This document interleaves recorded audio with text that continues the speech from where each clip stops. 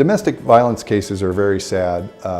Children are often adversely affected, even if no domestic violence ever occurred, because the allegations are out there and the children often hear about it, and it's just detrimental to the family as a whole. As an attorney, I obviously want to protect my client if they possibly are the victim of domestic violence, and I want to make sure that they are protected if that's the case. If there are false accusations of domestic violence, the same way, I need to protect that client very vigorously so that the certain presumptions that affect child custody and visitation are not made against my client when no domestic violence has occurred. There are situations in family dynamics where domestic violence does occur. We have to look at whether it's an isolated incident or not. If there's a pattern of domestic violence, then it may be a much more difficult case to handle. But if it's an isolated incident, we try to get counseling involved and get the parties to a point where they feel secure, they feel protected, yet the entire family is not damaged long-term by what has occurred in a one-instance type situation.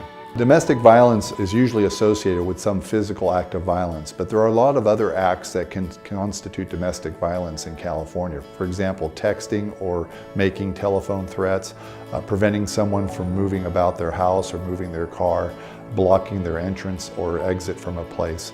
There are a lot of things that can be construed to be domestic violence that may not involve actual physical contact with the other party.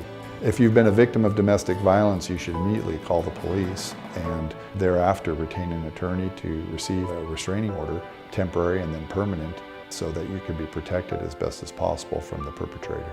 When a person has been accused of domestic violence, the first thing they should do is stay away from the party that has made that accusation. The second thing they should do is probably retain an attorney, because it is only a matter of time before this can be brought in front of a court, either in a civil or criminal case or both, in which case an attorney can start advising you early on and do the fact-finding that is necessary to properly represent you in that case.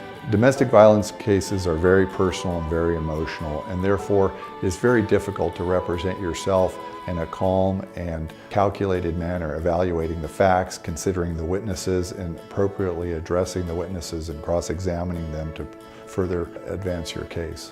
I've been handling domestic violence cases for over 25 years. I have taken a number of them to judgment just in the last year successfully for my client, and I believe I have the experience to handle those cases very successfully.